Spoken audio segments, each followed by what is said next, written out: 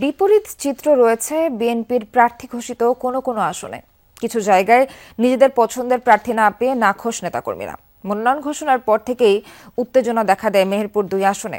সকালে গাংনী বাজারে সংঘর্ষে জড়ায় বিএনপির দুপক্ষের নেতাকর্মীরা, এতে আহত হয়েছেন বেশ কয়েকজন। দুপক্ষের সংঘর্ষে আতঙ্ক ছড়ায় আশপাশের এলাকাতেও। পরে পরিস্থিতি নিয়ন্ত্রণে আনে পুলিশ। বিএনপির মনোনয়নপ্রাপ্ত আমজাদ হোসেনের অভিযোগ, মনোনয়ন বঞ্চিত জেলা বিএনপি সভাপতি জাভেদ মাসুদ মিল্টনের অনুসারী গাংনী উপজেলা বিএনপির সাধারণ সম্পাদক আব্দুল আওয়ালের কর্মী সমর্থকরা বিএনপি কার্যালয়ে হামলা চালায়। এতে বেশ কয়েকজন আহত হন। এ বিষয়ে যোগাযোগের চেষ্টা করেও জাভেদ মাসুদ মিল্টন ও আব্দুল আওয়ালের বক্তব্য পাওয়া যায়নি। পরিস্থিতি বর্তমানে শান্ত রয়েছে বলে জানিয়েছে পুলিশ।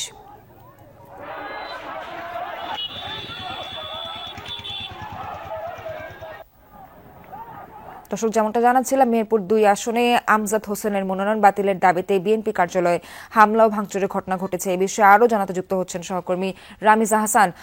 রামিজ, এলাকার সার্বিক পরিস্থিতি এই মুহূর্তে কেমন দেখছেন, আর হামলার ঘটনা নিয়ে নেতাকর্মীরাই বা কি বলেছেন?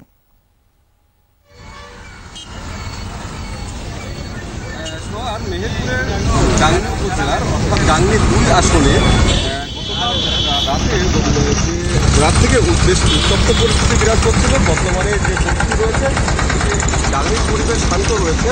আপনাকে একটু দেখানোর চেষ্টা করি। এখানে গাংনীতে যে কিছুক্ষণ আগে যে সংঘর্ষের ঘটনা ঘটে গেছে, সেখানে গাংনী উপজেলা বিএনপির কার্যালয় ভাঙচুর করা হয়েছে। এর পাশাপাশি এখানে দেখতে পাচ্ছেন বেশ কিছু মোটরসাইকেল এখানে ভাঙচুর করা হয়েছে।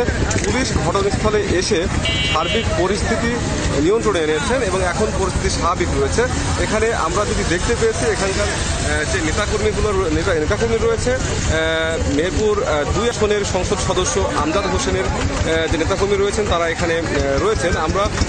আমরা দেখেছি মনোনয়ন ঘোষণা হওয়ার পরে থেকে গতকাল রাত থেকেই বেশ উত্তেজনাকর একটা পরিস্থিতি তৈরি হয়েছিল গাংনীতে।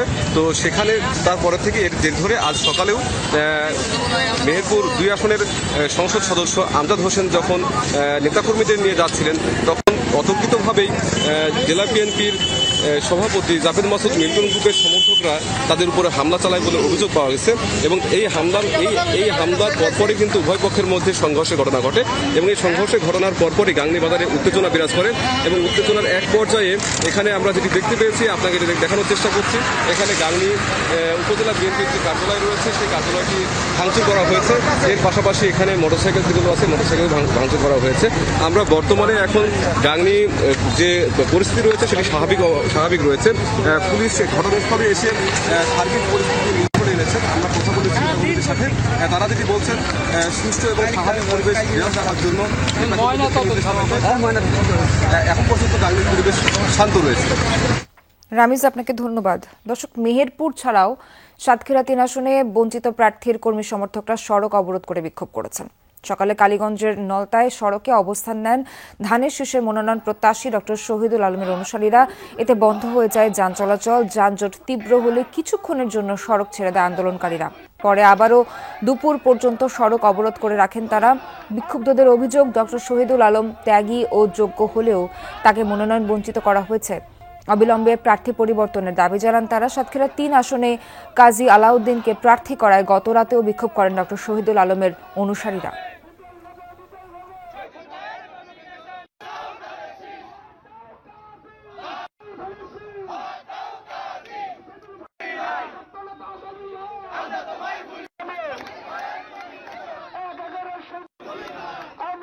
আমরা আন্দোলন করছি আমাদের একমাত্র শহীদুল ভাইয়ের জন্য। আমরা শহীদুল ভাইয়ের জন্য রাজপথে জীবন দিতে পারি। আমরা দাবি করতেছি ডক্টর শহীদুল আলম সাতক্ষীরা 3 আসনের নয়নের মণি, তার নমিনেশন না দিলে আমরা রাজপথ ছাড়ব না। এদিকে চট্টগ্রাম 4 সংসদীয় আসন সীতাকুণ্ডে বিএনপির সাবেক যুগ্ম মহাসচিব ও চেয়ারপারসনের উপদেষ্টা আসলাম চৌধুরীকে প্রার্থী মনোনীত না করায় গতরাতে বিভিন্ন এলাকায় রাস্তা অবরোধ ও গাড়ি ভাঙচুরের ঘটনায় 4 নেতাকে বহিষ্কার করা হয়েছে। বিএনপির সিনিয়র যুগ্ম মহাসচিব রুহুল কবির রিজভী স্বাক্ষরিত প্রেস বিজ্ঞপ্তিতে এই তথ্য জানানো হয়। বহিষ্কৃত নেতারা হলেন সীতাকুণ্ড উপজেলা স্বেচ্ছাসেবক দলের সভাপতি আলাউদ্দিন মনি, সাধারণ সম্পাদক হেলাল উদ্দিন বাবর, সীতাকুণ্ড পৌরসভার আহ্বায়ক মামুন ও যুব দলের সোনাইছড়ি ইউনিয়ন সাধারণ সম্পাদক মমিন উদ্দিন মিন্টু।